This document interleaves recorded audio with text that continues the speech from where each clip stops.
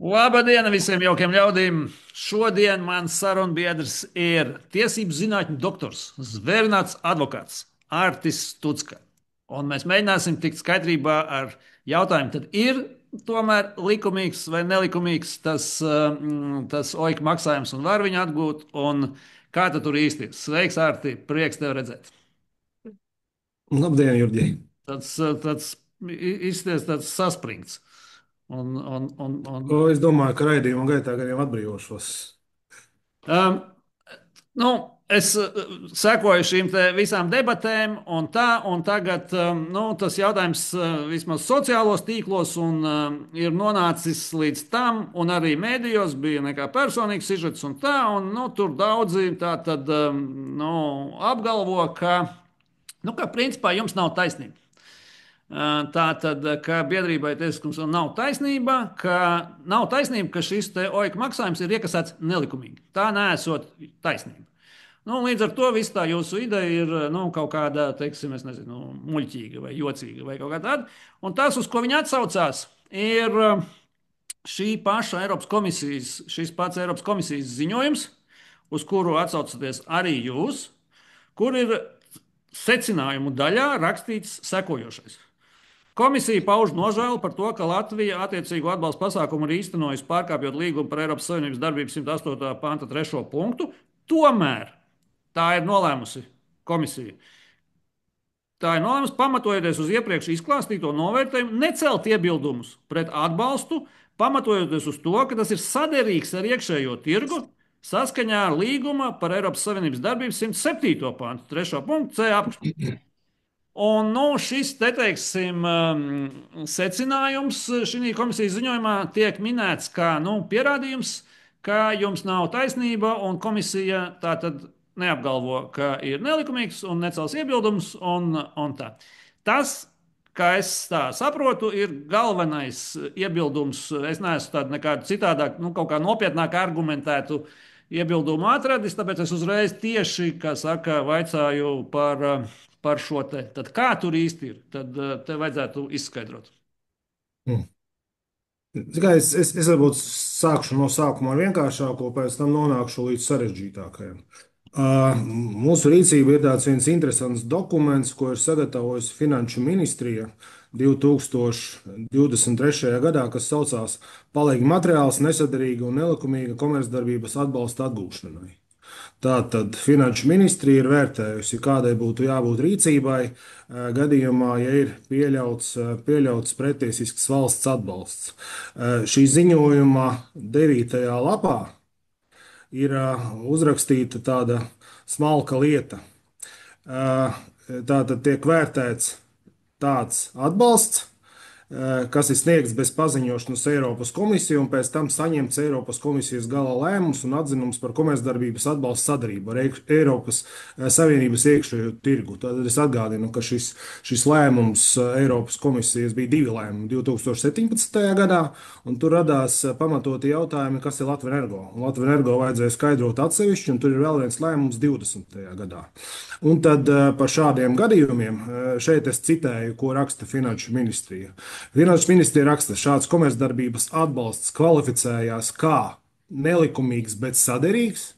Šis nelikumīgs, bet saderīgs ir pasvītrots. Komercdarbības atbalsts. Un tālāk tiek skaidrots, kas no tā izriet. No tā izriet, piemēram, 2. punktā, ka par to ir jāatmaksā procenti no nelikumīgi piešķirtās atbalsta summas. Šeit ir runāts par uzņēmējiem vairāk. Un, kā sakot, ir tiesības vērsties Nacionālajā tiesā un prasīt zaudējumu kompensāciju, kas radušies sakarā ar atbalsta pasākumu nelikumību. Tātad tas ir šis Finanšu ministrijas skaidrojums. Vienlaikus ir tā, ka tu arī pieminēji šo Eiropas komisijas lēmumu, kur ir šie vispārējie formulējumi, es pat teiktu, vispārīgie formulējumi.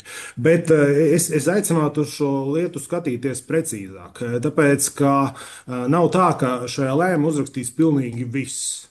Ir taču iespēja cilvēkiem arī palasīt kaut ko papildus. Piemēram, ko par šādiem gadījumiem saka Eiropas Savienības tiesa. Un tad, piemēram, ir tāds ļoti būtisks būtisks punkts 2019. gada 5. marta spriedumā Eiropas Savienības, kur ir pateikts, ka valsts iestādēm ir noteikts pienākums pašām pēc savas iniciatīvas atgūt atbalstu, kas tai ir piešķirts, ko tās ir piešķīrušas. Šajā gadījumā netiek pat diskutēts par to, vai tā ir tiesība vai kaut kāda brīva izvēle, bet uzreiz ir pateikts, ka jā, valstī ir pašai viss jāizdara, lai atgūtu. Kā arī Eiropas Savienības tiesas prakse ir attiecībā par to, kā kas var prasīt šo atlīdzināšanu, par tiesisko paļāvību, ka viņa nenodarbojas uz procesu, kas ir bijis pirms saskaņojuma šajā gadījumā, šis 2005. līdz 2020. gads. Tātad par to var prasīt zaudējumus. Nu, un attiecīgi biedrība Tiesiskums LV to arī centīsies darīt. Tu pieminēji arī šo nekā personīgi sižeta, nekā personīgi raidījumi. Piekritīsi droši vien, ka sarežģīti, juridiski grūti paskaidrojumi. Šajā gadījumā es izvēlējos savā intervijā iet vienkāršāku ceļu. Bija savulaik ģenerāla prokuratūra iesniegusi pieteikumu Satversmes tiesai lūdzošu atcelt, atzīt par pretiesisku, kāpēc lietu neierosināja, tas jau ir cits jautājums, bet interesanti, ka šeit ir 5. lapā pieteikumā divas būtiskas lietas. Tātad tas, ko es arī norādīju cienījamai žurnālistei, ka komisijas vēlāks saskaņojums pirmkārt nepadara valsts atbalsta pasākumus par likumīgiem, un otrkārt nepiešķir ieinteresētajām personām tiesisko paļāvību. Cita starp, ka atbalsts tiks turpināts, konkrēti 4.3 punkti. Savukārt 4.2 punktā ir minētas ļoti daudz atsauces uz Eiropas Savienības tiesas praksi, kur ir skaidrots, kā līdzīgos gadījumos rīkojas valstis. Tātad šo lapu žurnālistei bija iespējas nofilmēt, viņi arī izmantoja šo iespēju nofilmēt. Tā kā šī visa informācija bija. Kāpēc tas netika atspoguļots raidījumā, man grūti teikt. Bet varbūt, kā jau es teicu, sarežģīta lieta, grūti uztverama lieta. Nē, nu, Bet skaidrs, kaut ka kā tā. noteiktiem žurnālistiem tur jau bija daudz kādas visādas jocīgas lietas, kaut kāds sakars ar priekšvēlēšanām tika mēģināts radīt un ar kaut ko. Nu, labi, Dievs ar tā sauktajiem tiem žurnālistiem. Bet vēlreiz tā, tad vienkārši tiešām ir bišķi šitais kļūst sarežģīti, tāpēc vēlreiz arī, nu, teiksim, man, lai es saprotu. Tātad tas, ko tu tagad stāsti, ir tas, ka ir kaut kāds tāds jēdziens Eiropas Savienības tajos tiesību aktos, kā nelikumīgs, bet saderīgs. Un nelikumīgs, Jā, bet saderīgs vienalga ir nelikumīgs, nevis jā, likumīgs. jā. Sāls, ko tu centies pateikt, un to atzīst gan Finanšu ministrija jau savos dokumentos, jau kaut kad, ja? Jau Tajā, netik sen, 2023. gadā. tātad viņiem ir speciāls palīglīdzeklis, viņi ir publicējuši, kā rīkoties nelikumīgi, bet sadarīgi atbalsta gadījumos. Tieši tā. Latvijas valsts jau ir to, nu, šo situāciju jau aprakstījusi. Un Viņa ir nelikumīgi. aprakstījusi tikai dīvainā kārtā, viņa to neīsteno. Līdz ar to, kas kaut biedrībā tiesiskums pagaidīja, vēl pagaidīja, vēl pagaidīja. Nu, ja valsts nedara to pati, nu, tad palīdzēsim valstī to darīt. Bet atbildē uz tavu jautājumu vienkārši, kur ir pateikts, ka tas ir nelikumīgi, ir pateikts 2015. gada regulā. 2015. slīpsvītrā 1589. pirmā panta F punkts, kur ir skaidrots, kas ir nelikumīgs valsts atbalsts. Līdz ar to nu, tādam vienkāršam lasītājam, lai neiedziļinātos visās juridiskajās niansēs un perifērijās, ik viens var atvērt šo regulu un izlasīt. Tur ir viens vienkārši paplašināts teikums. Nu, labi, neviens vienkārši lasītājs nevērs nekādu regulu un nelasīs, tāpēc mēs ar tevi runājam, lai restīvi to visiem izstāstītu kāds, kurš to ir izlasījis un tam līdzīgi. Nu, labi, tā tad nelikumīgs, bet sadarīgs skaidrs. Un, ir vēl kaut kas, ko. Un tā tad. Un tās normas ir tādas, ka, ja kaut kas ir bijis nelikumīgs, mums ir tiesība to prasīt. Nu, tā tad ir iespēja prasīt to griezt atpakaļ. Ja? Jā, tieši tā. Tieši tā. Okay. Nu, labi. Pat nevis tiesības, bet valstī ir pienākums. Nu, attiecīgi, mums nav pienākums, mums ir tiesības uz šo pienākumu norādīt. Bet, ja šo pienākumu neizmanto, nu, tad izmantosim savas tiesības un darīsim paši. Jo, jo, jo nav kā savādāk. Ok, labi. Man ir vēl viens jautājums, ko arī ir uzdevuši cilvēki sociālos tīklos, un ko es arī nebiju pievērsis uzmanību. Tātad, tajā līgumā, ko biedrība tiesiskums slēdz ar cilvēkiem, tur ir 10. punkts, kurš ir šāds. Tātad prasījuma atdevējs cedents atbalsta prasījuma pārņēmēju, cesionāru, respektīvi biedrības atbalsta to, ka aktīvi darbojas vēlētāju iniciatīvas veidošanas un iesniegšanas procesā sakarā ar prasījumu atgūšanu. Cedents apņemas sadarboties un nepieciešamības gadījumā līdzdarboties šādas iniciatīvas virzīšanā, nepieciešamības gadījumā parakstoties par to, ievērojot cedenta norādījumus. Tas ir, es piekritīšu, mulsinošs punkts, jo tā tad ir runa par kaut kādu vēlētāju iniciatīvu, kuru es apņemos atbalstīt ar līgumu. Noslēdzot šo līgumu, apņemos atbalstīt. Kas tā ir par vēlētāju iniciatīvu, kuru es apņemos atbalstīt? Tad ar šo OIK zaudējumu atlīdzināšanas pasākumu viens no biedrības mērķiem ir iedzīvināt tā saucamo kolektīvās sūdzības institūtu. Līdz ar to mēs esam pētījuši, kā šis institūts darbojās ārvalstīs.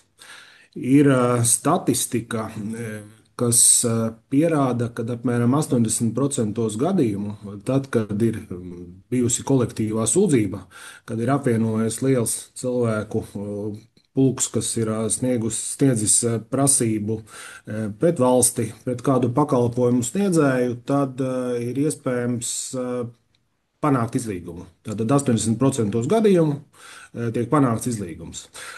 Līdz ar to līgumā šis punkts ir ierakstīts tieši ar šādu mērķi. Proti, mēģināt panākt izlīgumu. Tāpēc, kad es nezinu, kāpēc, bet mūsu valstī darbojas tāds narratīvs. Nu, ja kaut kas ir pretiesiski, nu, tad obligāti uz tiesu. Pat ja tas ir acīm redzami pretiesiski, tad vēl obligātāk uz tiesu un vislabāk 3 instances.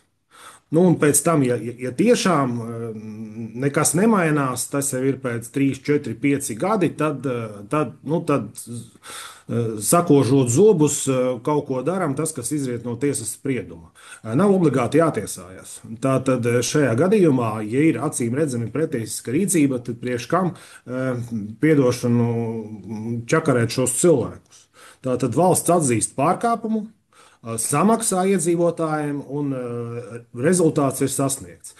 Līdz ar to šis vēlētāju iniciatīvas institūts šeit ir iekļauts kā iespējams likumprojekts, ko biedrības juristi varētu sagatavot, kas būtu kā mierizlīguma teksts. Cita starpā šādi piemēri ir bijuši. Sakot, nevis piemēri, bet viens piemērs. Droši vien atceries šo tādu diezgan pretrunīgo gadījumu, kas attiecās uz ebreju īpašumu jautājumu, kad arī tika noslēgts izlīgums ar šo ebreju kopienu, kas maksāja 40 miljonus. Īpatnība, kā tur parādījās gan inflācija, gan jautājumi par 40 miljoniem, gan arī jautājums, kāpēc vēršās tieši pret Latviju, nevis pret Vāciju vai Krieviju. Kas ir ar saņēmējiem, bija visi šie jautājumi. Es teiktu, ka OIK gadījumā neviens šāds jautājums neradīsies. Tātad pirmkārt, biedrība noskaidros līdz pēdējiem eirocentam, kas cilvēkiem ir pārmaksāts. Tātad runāsim, protams, arī ar inflāciju. Tāpēc, ka ik viens var iet veikalā un atcerēties, cik konfekte vāverīte maksāja pirms 15 gadiem un cik viņa maksā tagad. Protams, ka naudas vērtība ir mainījusies. Tātad treškārt, tā nebūs prasība pret Latvijas valsti, kaut arī bija jābūt prasībām pret citām valstīm, respektīvi viņi būs pilnīgi pamatota. Tātad tas, kas ir saņēmis, tas arī maksā. Tālāk, ko viņi darīs ar tiem, kas ir nelikumīgi saņēmuši, tā ir jau valsts darīšana. Mēs esam advokāti, nevis prokurori. Nu, un attiecīgi šis ceturtais punkts, nu, tur būs, kā sakot, dzīvs cilvēks, kurš ir maksājis, kurš var tā skaitā atcerās to savos rēķinos, nerodas nekādi jautājumi. Līdz ar to tā biedrības iniciatīva ir sagatavot šādu likumprojektu un sākotnēji piedāvāt vienoties. Savukārt, ja izvēlēsies pozīciju pretējā pusē, kad nē, mēs nevienosimies, nu tad ņemot vērā tiesisko pamatojumu, ko es jau norādīju, nu tad iesim uz tiesu un mēģināsim to darīt savādāk. Tātad izmantot visus tiesiski atļautos līdzekļus un paņēmienus. Tātad mēs esam advokāti, šeit ir biedrība tiesiskums, mēs netaisamies darīt neko nelikumīgu, neko pretiesisku. Tas, ko atļauj likumi, to mēs arī darīsim. To ebreju likumprojektu es, protams, atceros ļoti labi, un viņa specifika jau bija vēl savādāka. Viņa specifika bija tāda, ka tur pilnīgi noteikti nebija nekāda tiesiska risinājuma. Nu, resti, tur nebija nekāda, tā bija runa par tādu taisnīguma atjaunošanu tādā nozīmē, ka Latvijas valsts visu šo vēsturisko procesu rezultātā faktiski bija kļuvusi par tādu labticīgu ieguvēju. Tie daļa īpašnieki bija iekrituši, tāpēc, ka nav mantinieku, tāpēc, ka nav tādā, viņi bija iekrituši, tā kā kļuvuši par Latvijas valsts īpašumu un attiecīgi, teiksim, vienkārši tāda vēsturiska šī netaisnīguma, traģēdijas milzīgas rezultātā, un rezultātā tad tika pieņemts politisks lēmums, kaut kādā veidā šo te kompensēt organizācijai, kura pārstāv, teiksim, intereses cilvēkiem, kas saistīti kaut kādā veidā ar tiem cilvēkiem. Ok, bet labi, bet tā tad vēl te bišķi sīkāk. Piedāvāt valstī mierizlīgumu, es domāju, brīnišķīgi, bet es piedāvāt valstī mierizlīgumu būtu doties uz Finanšu ministriju vai ministru kabinetu, uzrakstīt viņiem vēstuli un teikt tā un tā, mīļie, teiksim, cilvēki, mēs jūs tūlīt sūdzēsim tiesā, ja? Varbūt jūs gribat izlīgt. Es domāju, ka valdība, vismaz šī valdība jau skaidri ir absolūti pateikusi, ka viņi netaisās neko izlīgt. Ja? Teiksim, te nav nekāds izlīgums, manuprāt, iespējams, jo tā tad visi norāda tieši tā, kā tu pareizi teici, ka laipni lūgti uz tiesu, tiesājieties, un tad pastīsimies. Ja? Un tā. Tā kā es uz tādu mierizlīgumu normālā izpratnē necerētu. Tur, es domāju, nav nekādu variantu. Jā, parlaments var tā, lai, kā jūs prognozējat, ir kaut kāds plāns par grafiku, kad šāda vēlētā iniciatīva vai kaut kas tāds varētu tikt uzsākts vai kaut kas tāds? Tātad šobrīd biedrība tiesiskums ir pagarinājusi šo pieteikšanos, jeb reģistrēšanos, jeb līgumu noslēgšanu līdz 31. decembrim. Tāpēc, ka interese ir tik milzīga, ka vienkārši nespēja galā ar visiem, nespēja tikt galā ar visiem tie, kas vēlas nosaukt šo līgumu. Līdz ar to ir šis 31. decembris. Bet neskatoties uz to, jau pēc 1. oktobra, respektīvi sākot ar rītdienu, domāsim prasīt Latvijas energo skaitļus, lai saprastu, kāda ir šī summa. Jo, lai tu sagatavotu, piemēram, šo likumprojektu, tad, piemēram, pieminētāju ebreju kopienu likuma gadījumā šī bija 40 miljoni. Mums šobrīd nav nekāda skaidrība par summām. Līdz ar to, lai sagatavotu šādu likumprojektu, ir sākumā jāsaprot, kādas ir summas.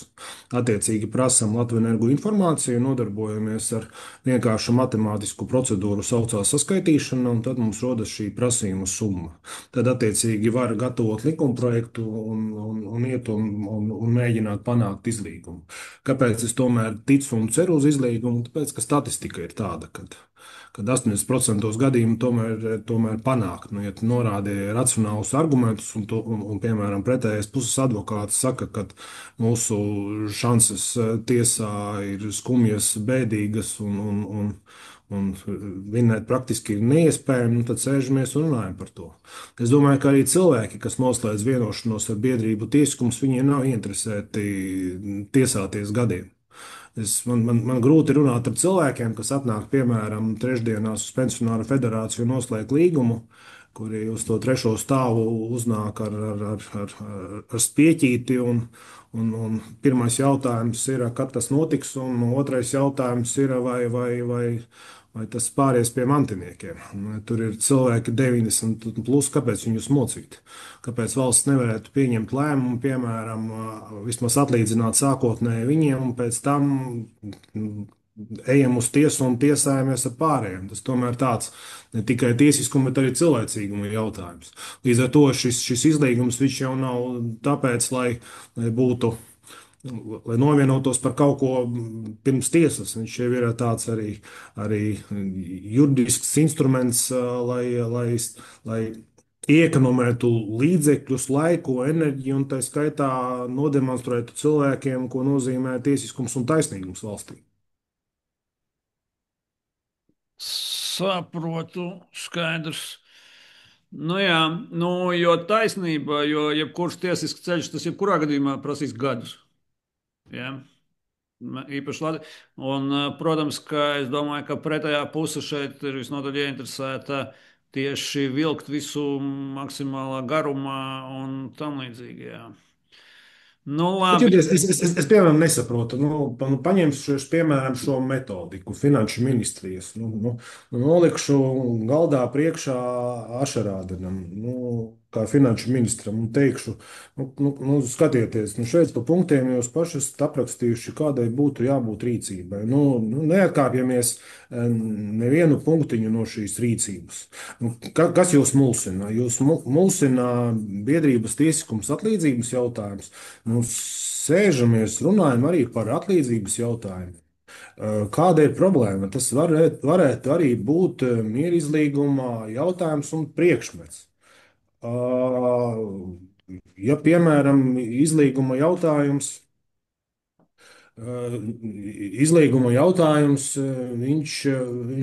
viņš nerada, piemēram, precedentu. Vēl te ir viena tāda juridiska nianse, tāpēc, ka daudzi, piemēram, domā, kāpēc nemaksā visiem. Piemēram.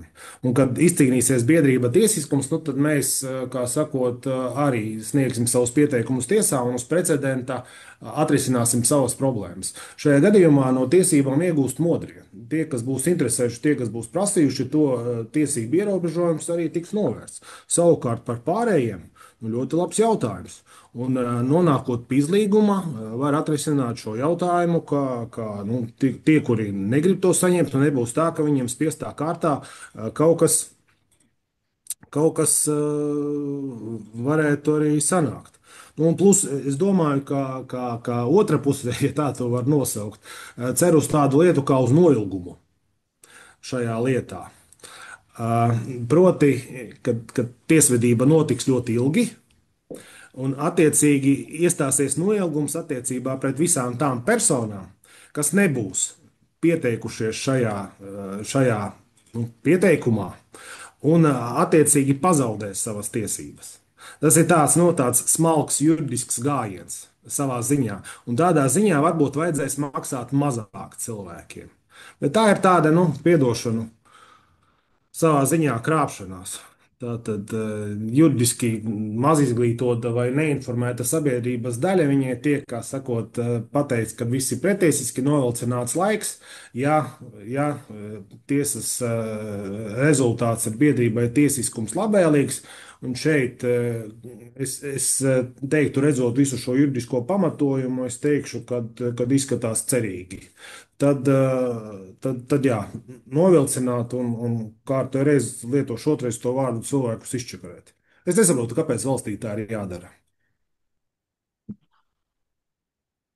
Valstī tā, nu, es domāju, ka tā valsts tā rīkojās, tāpēc, ka valsts tām amatpersonām vienkārši ir bail pieņemt jau kādus lēmumus. Šis ir liels lēmums, un viņi negrib pieņemt nekādu lēmumu. Nu, kā, nu, restīvi, mēs to redzam visās jomās, arī tā skaidrs pieņemt kaut kādu tādu lēmumu, nu, teiksim, tur vienotības politiķiem pilnīgi liekas riskanti tā. Bet te es domāju, ir cits vēl, nu, viens līmenis, proti šī jūsu iniciatīva, viņa, manuprāt, nu, ļoti padara nervozus cilvēkus, kas ir OIK saņēmēji.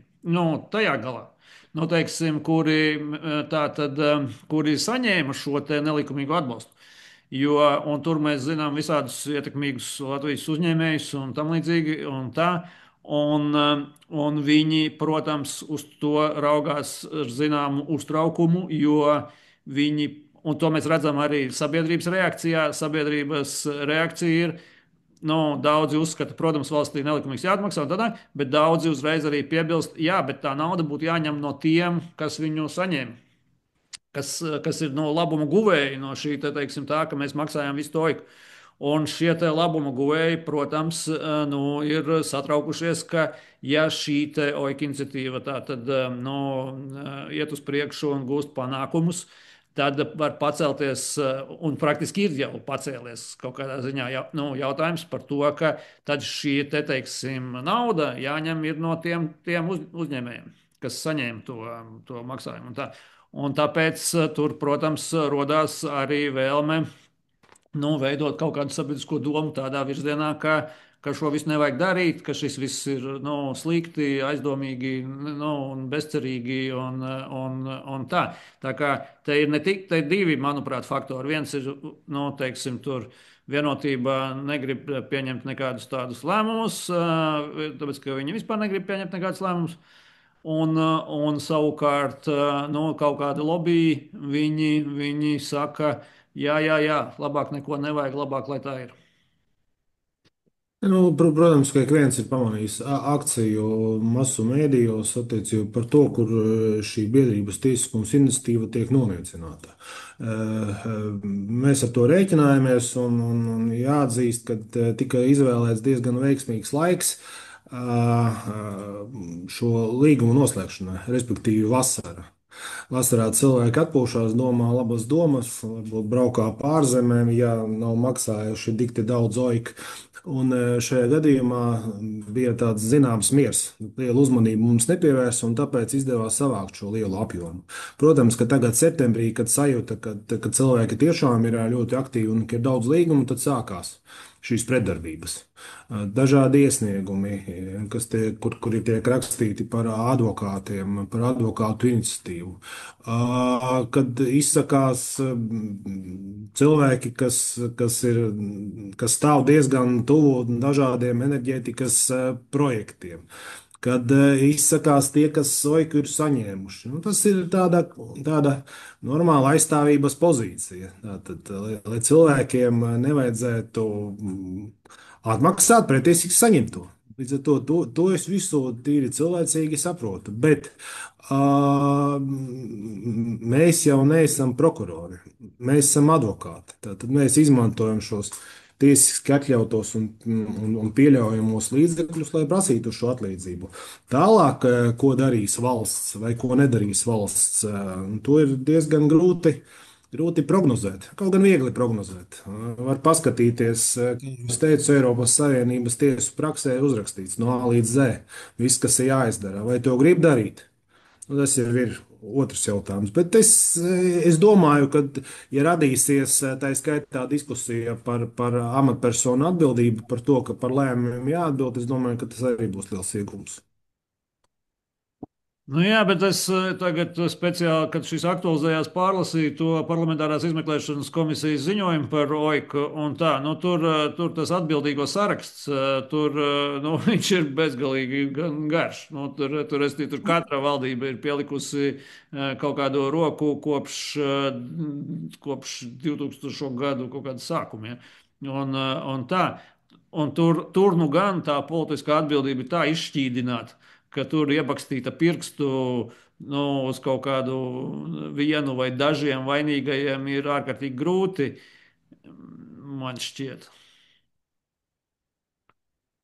Jā, saraksts bez šaubām ir interesants. Nu, ja paskatās, piemēram, par Rail Baltiku ziņojumu, tur vismaz bija šis luksofora princips, kur tika līmeņotas šīs atbildības - sarkans, dzeltens un zaļš.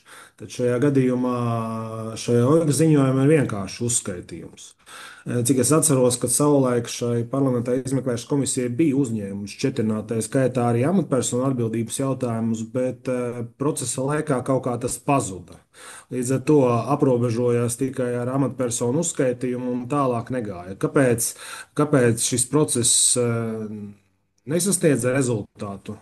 Šeit runājot par amatpersonu atbildību, man grūti pateikt. Vēlreiz jāsaka, es neesmu prokurors, es esmu advokāts.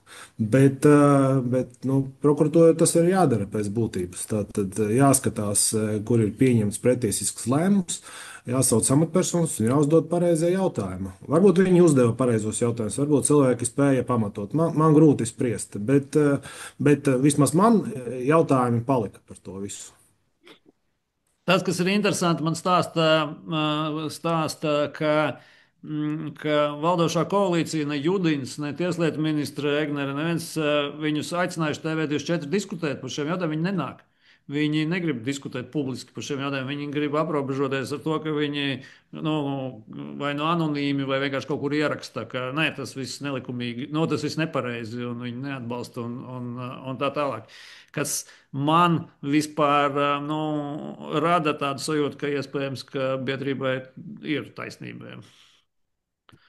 Bet, ziniet, es mēģināju rēģēt ar interaktīvu. Piemēram, ja paskatās manu profilu X, tad es tā skaitā atbildot uz Judina komentāru, uzrakstīju tādu uzaicinājuši, tā var teikt, uz Saeimas juridisko komisiju, kur mēs ar kolēģiem varam iet un skaidrot savu pozīciju. Tā skaitā, nu, kā es tur rakstīju, lai dažiem nokrīt zviņas no acīm. Līdz ar to nav tā, ka mēs turam to visu noslēpumā un nedod Dievs kāds pajautās. Tā tad nu, tu mani uzrunāji, uzaicināji paskaidrot. Es izmantoju šo iespēju, ja citi vēlās to izdarīt, brīnišķīgi. Seminārus organizēt Saeimas deputātiem, žurnālistiem. Mēs esam abām rokām par. Aiciniet, iesim, skaidrosim. Kā jau es teicu, nav obligāti jātiesājās. Ja mūsu argumenti izrādīsies pamatoti un pietiekami spēcīgi, tad vienojamies, lai cilvēki saņem savu godīgu atlīdzību un beidzam stāstu. Galu galā tiesiskumam ir vēl daudz iecerētas iniciatīvas, kuras varētu īstenot šai sakarā. Piemēram, Nu, piemēram, tad, kad ar kolēģiem diskutējām par OIK iniciatīvu, izvēle krita par labu. Laikam tāpēc, ka jautājums bija diezgan sagatavots. Proti, bija gan šis lēmums, gan tevis pieminētais parlamentāras izmeklēšanas komisijas ziņojums, gan Saeimas paziņojums attiecībā par to, ka tas ir bijis pretiesiski. Līdz ar to, ja skatās vispār pieņemt to konstrukciju, kā vēršās tiesā, skaidrojam zaudējumus, pierādam cēloņsakarības un prasam atlīdzinājumu. Nu, citos gadījumos varbūt šie jautājumi nebija tik augstu sagatavotības pakāpi. Piemēram, mūs interesēja Covid laika ierobežojumi, kad atsevišķi uzņēmēji saņēma valsts atbalstu, citi savukārt nesaņēma. Cik tas bija taisnīgi? Bija uzņēmumi, kas tā rezultātā arī bankrotēja. Starp citu, pētot kolektīvo sūdzību praksi ārvalstīs, par Covid jautājumiem vispār ir diezgan interesanti. Man te prātā nāk viens Austrijas pilsētas gadījums, kad Austrijas valdība par lēnu ieviesa Covid ierobežojumus, kā rezultātā pilsētā izcēlās vietējā pandēmija, kā rezultātā daudzi cilvēki aizgāja. Kā rezultātā šī vietējā kopiena, pilsētas kopienā, arī vērsās pret Latvijas valstī zaudējumu atlīdzināšanai. Austrijas valsts. Austrijas valdību, jā. Līdz ar to piemēri ir daudz un dažādi. Kā jau es teicu, biedrības tiesiskums viens no mērķiem ir ieviest šo kolektīvās sūdzības institūtu, lai atjaunotu tiesiskumu un taisnīgumu liela iedzīvotāja kategorijā. Tāpēc, ka katrs parasti individuāli cīnās par savām tiesībām tiesā. Šīs kolektīvās sūdzības priekšrocība ir tāda, ka viņa apvieno lielu iedzīvotāju skaitu, un līdz ar to arī tā tiesiskuma izpratne mainās valstī. Jo nu, ja Šveicē ir ļoti populāri tautai piedalīties valsts pārvaldībā ar referendumiem, tad Amerikas Savienotajās valstīs kolektīvo sūdzību institūts nu, tur ir visai pasaulē priekšā. Vai Amerikas Savienotās valstis teiks, ka ir nedemokrātiski un pretiesiski, ja, piemēram, iedzīvotāju grupā iesūdz tiesā valsti? Es domāju, ka tas būs diezgan smieklīgi. Tā skaitā arī, piemēram, mums Latvijā administratīvās tiesas. Visos gadījumos privāta persona tiesājas pret valsti, kādas vai citas iestādes personā. Un šajā gadījumā nu, šī biedrības tiesiskums iniciatīva pēc būtības ir tāda pati. Protams, drusku mulsina šis narratīvs. Pirmais narratīvs, ka tā būs mūsu pašu nauda. Šajā gadījumā šo narratīvu veiksmīgi parisināja Lietuvas piemērs saistībā ar elektrību, kur tika diskutēts, tika pārmaksāti 160 miljoni, un to konstatēja Lietuvas valsts kontrole un pieņēma labprātīgu lēmumu atmaksāt no valsts uzņēmuma līdzekļiem. Neradās jautājums attiecībā par to, kā tā. Es arī varētu pajautāt, ja Latvijas energo par Krievijas gāzes dedzināšanu saņēma 800 miljonus, kaut gan viņi bija paredzēti priekš zaļās enerģijas apgūves, tad tas ir diezgan būtisks jautājums. Un otrs narratīvs ir, ka valstī taču nav naudas, tāpēc, ka ir nepieciešams valsts aizsardzībai, skolotājiem, vēl dažādām grupām. Mēs to nenoliedzam. Tas tiešām ir vajadzīgs. Bet tas, kas pavisam noteikti nav vajadzīgs, tas nav vajadzīgs Pāles Daugavā, kas ir tikpat vērts kā 2 onkoloģijas slimnīcas. Tas ir sliedes, kuras mēģina nolikt visādos veidos, tikai lai pat tām vilciens nebrauktu. Angārs lidosta Rīga teritorijā, kas īstenībā pēc izmēriem neder, lai tajā novietotu vilcienus, tad tur nauda ir. Programmai par 4 miljoniem, ko neviens neizmanto, tur nauda ir. Bet šeit, man liekas, tu diezgan veiksmīgi izteicies. Es redzēju arī tavus izteikumus, kad tu stāstīji, kā tiek nauda bezjēgā tērēta. Nē, par šo, jā, protams, tā ir kaut kādā ziņā mūsu nauda, nav šaubu, valsts nauda un tam līdzīgi. Bet, piemēram, šī valdība tā tad viegli nolēma vispār bez nekādiem, pēc tam slepeni, mēs nezinām summu, un tad mierīgi samaksāt TET un LMT mazākuma akcijām, Zviedriem samaksāt pār pa pusmiljardu par akcijām, kuras valstī un mums tiešām nav vajadzīgas nekādā veidā tur tās mazākuma akcijas. Un ja tam, kamēr tādām lietām nauda ir, tikmēr nestāstiet man, ka naudas nav. Restīvi, jā, es to, jo kā tas tā ir, samaksāt Zviedriem ir nauda, vispār bez nekādām, bez nekādām debatēm, bez nekā, bez tā vienkārši ņem un nolēm.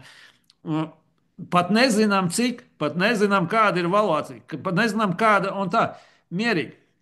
Juristiem tur, tur tiek maksāts mēnesī rēķins, kurš ir, restīvi, lai šito visu sagatavotu, lai tur vestu sārunas, lai tur konsultētos kaut ko tādu. Tam visam uzņēmumam nauda ir. Kamēr viņam tam nauda visam ir, ja, vispirms samaksājiet tik daudz iedzīvotājiem, tad parunāsim. Ja. Tā kā nē, es visādi atbalstītu, kā saka, taupību un visu kaut ko. Un būšu pirmais, kurš to atbalstīs, tad, kad mēs redzēsim no valsts puses 264 miljoni prēmijām un naudas dāvanām nākamā gada budžetā amatpersonām un tādā 254. Pieskaitām, restīvi, tātad nestāstiet, ka jums nav nauda tiem pensionāriem un mājasaimniecībām, ģimenēm, daudzbērnu ģimenēm, viss tā tālāk, kur jūs iekasējāt nelikumīgi oiku. Tā kā es būtu gatavs šo te argumentu, apspriest, ja valsts demonstrētu, ka viņai nav naudas. Ka nav naudas. Visu naudu aizgāja, nezinu, dronos nav. Jūs redzat, nav. Bet valsts dara pretējo. Valsts valsts dzīvo tik izšķērdīgi un bagāti, kā nekad. Valsts amatpersonu atalgojums, viss šis, vispār valsts aparāts pret iedzīvotājs. miljons, visas, protams, bezjēdzīgās lietas. Tur neviens nezina, kāpēc neiebilst, ka tā taču mūsu nauda. Tā taču ir mūsu nauda no mūsu nodokļiem. Uzvārīsies tikai celtnieki nezinu, no šitā. Tikai celtnieki, tā kā šeit daudz saka, nu, tikai biedrība te kaut ko iegūs. Nu, restīvi, advokāts tikai uzvārīsies. Nē, nu, advokāti, protams, kaut ko nopelnīs, bet mēs taču nekad, mēs būvējam, teiksim, pāli Daugavā, nevajadzīgu vai angārus vai slēdz tā tālāk. Mēs taču neskatām, tur tikai celtnieki uzvārīsies. Nē, nu, īstenībā jā, tā arī ir. Tikai celtnieki tur uzvārīsies. Tam mums visam ir nauda. Nu, labi, tur nav ko sašust. Ne par to stāsts. Vienkārši tas mērķis bija saprast, kāda tur ir tā juridiskā pozīcija un tā tālāk. Nu, labi, es domāju, ka mēs šeit vēl mums droši vien, nu, es prognozēju, ka te vēl ies jautri, un mums parādīsies jauni jautājumi un varbūt jaunas nianses, un tad mēs procesa gaitā vēl varam ātri satikties un apspriest un noskaidrot, kas tur īsti notiek un tā tālāk. Paldies tev liels! Vienmēr laipni. Jā, paldies tev liels par laiku, un tad uz tikšanos!